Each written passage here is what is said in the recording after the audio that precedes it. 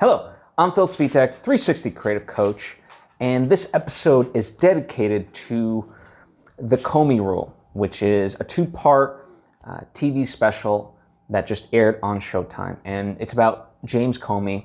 Now, it's based on A Higher Loyalty, the book that is written by James Comey. And if you're unaware, James Comey was the FBI director that looked into the Hillary files, the emails and so forth, and was responsible in some sense for looking into the Russian meddling of the elections in 2016. Now, as far as my review goes, I don't necessarily want to go political with it and talk about kind of yay or nay of what this means and so forth. I think if you're someone like me, I watched it because I wanted, with the benefit of hindsight, to kind of look back at that time and be reminded of what I thought in those moments, be shown a different perspective. Obviously it's a dramatized version of a perspective in that sense, and I'll link to some articles that, let's say better talk about, fact versus fiction, because that's not my intent. I want to talk about this from an artistic standpoint. What was their goal? How they went about it, as far as viewing it, what I thought and so forth. So I won't really, I know it sounds almost kind of like odd. I don't want to focus on the politics of it as much, because ultimately that's for you to decide. And it's one of those things that I think, number one, Viacom and CBS, CBS owns Showtime, so now Viacom and CBS, they kind of merged together. And it was interesting because they didn't want to air this before the election. Whatever their reasons were, they didn't want to air it before the election. But Jeff Daniels, who plays James Comey, and Billy Ray, the director. Billy Ray is kind of known more as a writer. Most notably, I guess you probably know him from writing Hunger Games. But nonetheless, he was the writer and director of this. And they took a stand and said, like, hey, it's your choice if you don't want to air this before the election, but we will not promote it. And so, for whatever reason, the powers that be changed their mind, and it aired, this past Sunday and Monday, right? So 2 nights. And that to me is very interesting, because in that sense, like, tracking just 2020, in terms of the polls, not much has shifted the numbers. And you would think with everything going on, certainly the pandemic, protests, the Supreme Court nomination that's about to happen, like all these things, you would think that they would have a bigger impact on the polling numbers. And so far they haven't, Now, obviously, it'll remain to be seen what happens in terms of the election, but so far nothing has apparently swayed voters that much. So it's not like this is the thing that breaks anything open. But that's why, in that sense, one of the things I like about this is that it forces you to ask questions, and that's why I don't, for me, I want to look at that, and I'm going to do my own homework and research, and I impose the same on you, right? This, at the end of the day, this is a work of fiction, and it is, taken from one side. Obviously, there are truths, but there are things embellished, and things that have to be inferred and dramatized for the sake of telling a story, One of the things I did like about this was the intercutting of the real with what they had filmed. So they cut to various newsreels, various press moments, things of that nature, right? So it put you very much into the moment. And then, so it kind of, those newsreel clippings and kind of, just what was happening in the U.S. really set the stage and as the backdrop for then us to go deeper into the specifics. And it's very interesting to me, and I don't think this is a coincidence by any stretch of the imagination, that, the 2 parts were very distinct.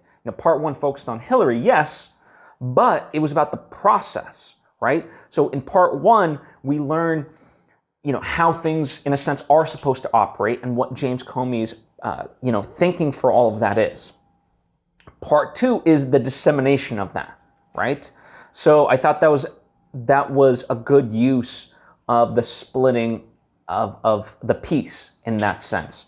Even in like part one, in it, James Comey meets with Barack Obama. He says, once I take this position, we're not going to be able to be, we're not going to have these kinds of deep conversations because, the FBI is supposed to remain independent. Obviously, that goes out the window in terms of when Trump gets involved, as the story shows, right? And again, I'm not arguing this necessarily as 100% fact. I'm just saying as presented, right? So I thought that was a good way to do it. I thought one of my things going into this, I was really nervous about, how, like, I didn't mind anyone else, but Brendon Gleeson as Donald Trump. Not that I thought he was going to do a bad job, but seeing the trailers, like Trump has just this distinct look, right? And so, it was like, how is this? I don't know. It's very tough to pull him off, especially when, for all intents and purposes, he dominates the news cycle and a lot of social media. So, like, in my world at least, like, I'm just constantly barraged with his image. But I thought Brendon Gleeson did an actual fantastic job. And once I kind of settled in that he's not pound for pound the same look, but he had mannerisms and he embodied him in that sense. And I thought he did a really wonderful job. The interesting part is that a lot of actors didn't want to touch the role. And so it got to a point where almost Jeff Daniels was going to play both James Comey and Donald Trump. I'm glad that didn't happen. I think, you can look at I believe the name is I'm an American Pickle with Seth Rogen, where he plays two roles, but they're supposed to look similar, right? And there's been plenty of movies where, an actor has played multiple roles. Certainly Peter Sellers and things like that. In Doctor Strangelove, just a very famous one. But I think, I don't know, it just, I think that level of it would have put me off had he done that. And so I'm glad Brendon Gleeson took on this role, and I thought he nailed it out of the park. And yeah, I think as far as the storytelling, I think it's very clever in terms of the structure. So I think, breaking it up into two parts, which I've talked about. Then also the overall framing, in terms of, this is kind of like, okay, this story is almost like being retold, by somebody else, right? James's story is being retold in that way, and it's a very it's a very used device, right? So it's not anything new, but it's like, we start at like, quote unquote, the current time, and then we backtrack to how we got here, and then we get a last snippet of, what it all means, and, the last kind of, not necessarily an epilogue, but almost in that way.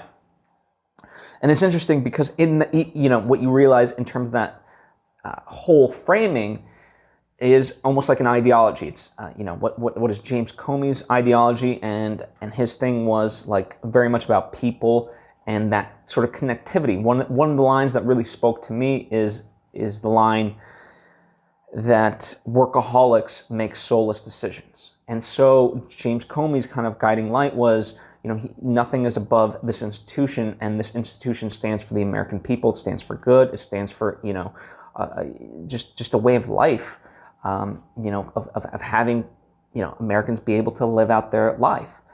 And, the counterbalance to that, as in the end, Rod says, is, I thought respect was enough.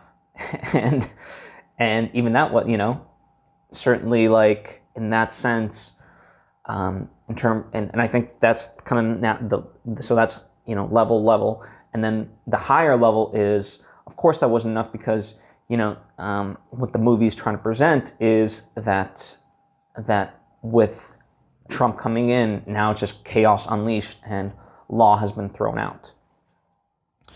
So I found that very interesting in terms of how it played it. So I thought that was a good use of the narrative structure. And I liked the juxtaposition, because that was one of its main themes, that it was about people. I appreciated going and getting glimpses of James's home life, with his wife and his kids and how things were affecting them. I thought one of the more powerful moments was when his wife really says, like, what this will do, and like, consider your daughters, consider what it'll mean to them if a woman is elected president, and then consider if Donald Trump is elected president. And, he's really torn in that moment, as he says to her, like, I can take the whole world hating me, but I can't take you hating me. But, he just had this duty, a higher loyalty as the book that he ends up writing is, and which is obviously a play on, what then ends up being like the multiple one-on-one sessions that Comey has with Trump, and it's all about loyalty and things like that. And it's interesting, that line of, you'll always get honest loyalty from me, and in that moment, as portrayed, like Trump can't accept that, right? It's not about, and that's the thing, like, it just plays into that idea that Trump always just wants to hear what he wants to hear versus like the truth. And certainly that tracks with a lot of things in that way. Again, it's ultimately for you to decide if you believe that or not. And I think at this point, certainly you have. But I think it asks those, when I mentioned that, it asks questions, right? I think it asks, okay, truth versus loyalty, right? I also think it asks, like, what is the absolute truth? And I think a question that's kind of brewing underneath all of this is, like, how much does the news play into this? And I don't mean from the standpoint of fake news and so forth, but like, the amount of disinformation that we believe, the amount of fact-checking that we don't do, and yeah, I just, and obviously the part that social media plays into our lives and how we see truth, because there's a difference between our truth and what the absolute truth is. And I think that line is very, very blurred. And, certainly there's a great documentary, The Social Dilemma, which talks about the effects of social media on us. And it certainly presents kind of this realm of it, of what it means for the news cycle and how we consume news and what we believe. And it's a very fascinating take. So I would encourage you to watch that as well. But overall, I found this a very fascinating story. I don't know, like, enjoy is not the right word, because in some sense I did have PTSD and kind of knowing what, like what the movie, it's like watching the movie Titanic. That the Titanic's going to sink, so like the end result, so what's going to happen. But then even beyond, like, just the story, you kind of know, okay, what time and place we are today. And it's like, ooh, you wonder, like, what things could have changed and how, because certainly I think there were a lot of people who were trying to make the right decisions early on. And I don't know, certainly when pressed, I don't think anyone, well, maybe not, maybe some people, but I think a lot of people had good overall intentions and things of that nature. And it just kind of went the way that it did. So I thought that was very fascinating. So overall, I thought very gripping. And yeah, that's kind of where my initial reaction is with this. I would encourage you to watch it, if you haven't already done so, and make up your own mind ultimately. you have any thoughts of your own, please by all means share them down below. I would ask you to be respectful, but I do want to engage in a conversation, so I would love to do that with you. What did you think of it? And in some sense, I'm still processing a lot of the things, but nonetheless, I just want to kind of share my 2 cents with you today. Anyway, I appreciate you. Thank you, and I hope to see you next time.